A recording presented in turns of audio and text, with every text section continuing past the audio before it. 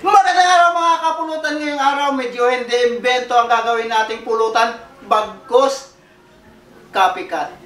Kinopya natin to sa recipe ni Aling Nida dahil natikman namin ni Migo Matit kung gaano kasarap yung kanyang recipe. Susubukan kong gayahin kung kaya pa. Meron po ako ditong baka mga kapulutan. Tatanggalan ko lang ng taba para hindi masyadong mataba yung ating gagawin. Pero mag-iiwan din tayo syempre ng mga taba-taba pa din para kahit konti naman may pagka-shiny yung ating luluto. I think pwede na yan. So ganito, ang hiwa niya ay simple lang. Maliliit, no? Maliliit ba, Migo Matit? Oo, manipis. Manipis. Ito manipis din naman to. So, gagawin siguro natin, Migo Matit, parang ganito yun, no? Ganito ba? So, ganito kalalaki yung kanyang cut. Tawagin na lang natin itong Aling Nenas, ay Aling Nida siguro. Hindi ko alam kung ano tong luto na ito eh. Migo Matit, first time ko natikman. Ako rin, kakaiba yung lasa niya. Oo, kakaiba yung lasa niya. Masarap, no? Oo, yung salsa niya. Oo. Asim na. Manamis-namis. Oo. Hindi ko alam yung tamang proseso sa pagluto ni Aling Nida mga kapulutan na, pero tatry natin yung best natin na magaya. So mag-start lang ako sa pag-isa ng bawang at sibuyas.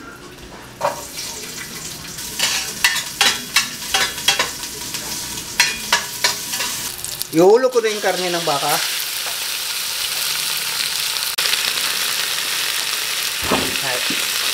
Kalamansi.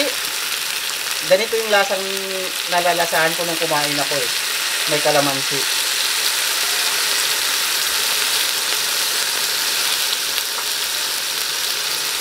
Dinadayo yun ng mga tricycle driver. Ay oo, Migo Matit. Saka Kahit mga yung mga ahinte. kahit yung mga kaunsilor. Oo.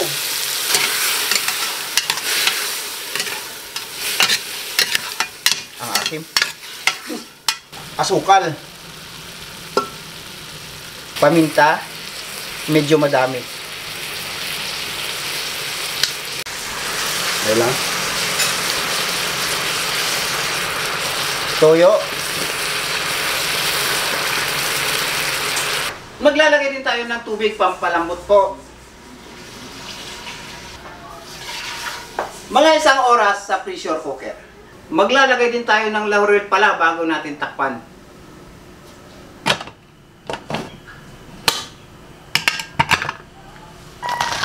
Lalagay lang po ako ng konting asin.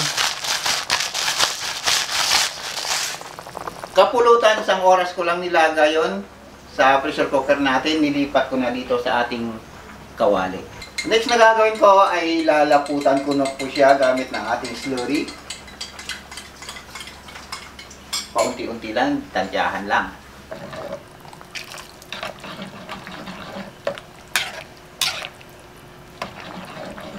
Luto na yung ating Nida style na ewan ko kung anong tawag yan, hindi ko alam, basta ginaya ko lang.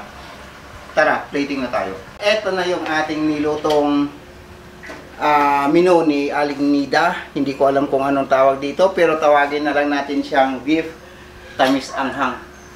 Ganun na lang, hindi ko alam kung ano eh, basta. Sabi ko naman kasi kay Matit, tanong kung ano pangalan nun eh, kung tsaka paano magluto. Recreate na lang natin, hindi na tanong ni Matit.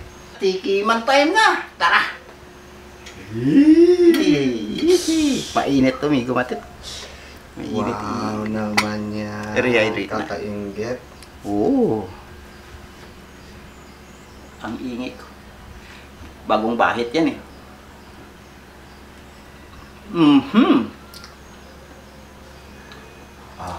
Nidas na nidas. Hindi ko alam Migo Matit kung nidas na nidas. Dapat yung gayahin mo pa yung pata niya. Yung pata niya. Gusto mo bang tumikim? Walang hawak eh. Tara, tripod na natin yan. Hinihintay ko eh. Sige na. Nidas talaga. Try mo na. Ako palagi ko kay Nidas. Oo, ikaw, alam ko. Lagi kang nandun. Lagi kang kumakain doon. May pagkahawig. May pagkakawin. Yun. Sabi ko nga sa'yo, pagkaasin niya, at saka yung sabaw, yung lasa niya, nidas talaga. Sa instruction niya, hindi kulay itim, kundi kulay brown. Ayun. Ito yung the best. Ito yung sinasabi ko talaga na eh. Na Pwede na talaga ito pang ano eh. Alam mo pag magkutsara ako kasi pag gusto commercial ko. kasi, maraming ano siya, masabaw siya. Mm. Para sa bumibili, pag umano ng sabaw, dinadamihan niya. O yun ang kakaano doon. Siyempre, para lahat ng isi-serve mo, may kasama ding sabaw. Oo naman. Kahit pinirito yan. Tayo na itong ano ito yung manatag dito, yung masyadong may balat, medyo may taba. Aling Nida, Ako. isang salot sa'yo dyan. Sa mga hindi nakakilala kay Aling Nida, Dapat makita sikat niya. na sikat po yan. Dito siya sa amin bilang masarap na magluto. May restaurant, dinadayo ng mga Baka sa mga sunod, mayayaman, no? baka sa sunod na mga buwan na maganda yung panahon, pwede natin bisitahin. Ay oo, matikman lang. Matikman natin yung ganitong luto niya. At bibili tayo ng ganitong luto niya. Oo. Titikman natin. Mm. Doon natin malalaman talaga na bakit kaya kakaiba yung luto ni Das na yung beef niya. Oo. Isa pa may gumatit. Isa pang nasasarapan ako doon sa luto ni Aling Nida. Yung pata ng baka na sinabawan. Oo, yun. Ay, hindi pata ng baka. Yung pata ng baboy Yun. na may sabaw. Yun. At tuwing biyernes, master, Mm. palaging may bindong ko si Aling Nida. Mm. Yun ang inaagawan talaga, yung hinahanap-hanap ng mga customer niya. Mm. Lalo ng mga hinte, kung saan pa pupuntang lugar, Mm. dadaan lang yan kay Nidas at bibili. O, alam ko si Councilor Jude. Ay, Lagi kumakain yan oo. doon. O, Councilor Jude, isang Oo. malaking shoutout sa'yo, Councilor. Yes, sa ating... Sir John, good afternoon sa iyo. Yan. Soking-soking ni Aling Nida yan. Oo. Alam mo, lagi kinakain niya. Nilagang pata ng baboy. Baboy. Naluto mo na ba yun? Hindi pa. Try natin. Try natin yun. Yung luto niya may gumatit na pata ng baboy na may sabaw. Yung isa din sa pinagbabawal natin, Bakit? Pinababawal? nilalagyan yung sabaw ng dahon ng laurel. Ay, Di ba ayaw natin nun? oo, kasi- kasi parang malangto sa sabaw. Pangit yung amoy, yung lasa, di ba? Pero kay Aling Nida, yung pata ng baka niya, may laurel. Yun yung binabalik-balikan naman ng mga mayayaman. Subukan kaya natin yun, may gumatit. Oo Sa bagay tayo lang naman, Pwede. panlasa lang naman nating dalawa yung ayaw sa may laurel yung sabaw eh. Pero sa ibang tao kasi, nasasarapan sila eh, di ba? At saka yung dinuguan. Dinuguan ni Aling Nida. Sikat talaga yung mga lugar Tabaka. yun. Oo. Kung sa ibang lugar, may mga sikat kagaya mga lusing, mga ganun-ganun sa ibang lugar. Oo.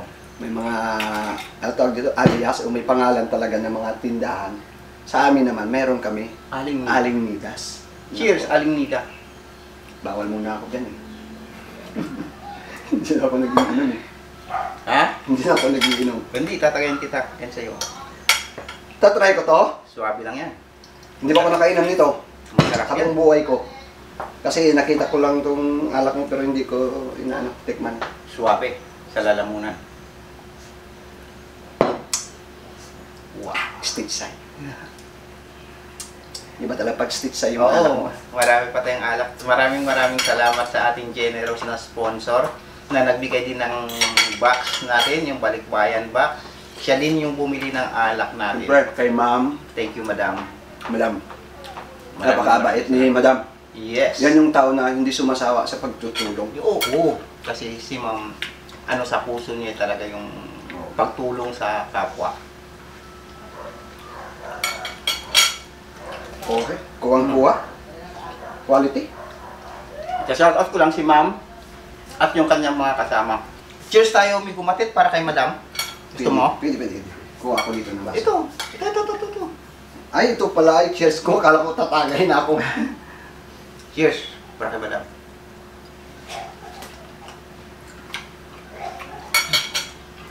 Thank you sa recipe ni Aling Nidas din, ha. Tayo. Aling Nida, mabuhay ka hanggat gusto mo. Yes. Kasi Sarapan mo pa lalo yung mga niluto mo at talaga namang masasarap na idagdagan mo pa. Kasi maraming naghihintay na customer. Tsaka ang pwesto niya maliit lang eh. Doon kay Aling Sinta. Sa Baybay. Oo, kay Nanay Diding. O doon kay Nanay Diding Sinta. Ay Diding, sakit yung bangkel niya. Yan sa ating mga kapulutan, ha. Yung ginawa ni Master na ganitong klase sa pagluto sa may beef. Try po ninyo. Promise. Gayahin nyo lang yung gayang-gaya ng procedure na ginawa ko kasi nalalapit na doon yung luto ni Aling Nida. Hindi man natin nakuha ng tama, 98% o 95%, Yes. siguro mga 80%. Pero yung lasa. Yung hinanap nating lasa na asim at tamis, Yun. nandun. Hindi po siya beef steak. Ay, hindi po. Yun ang kakaiba doon. Maraming Maraming salamat mga kapulutan.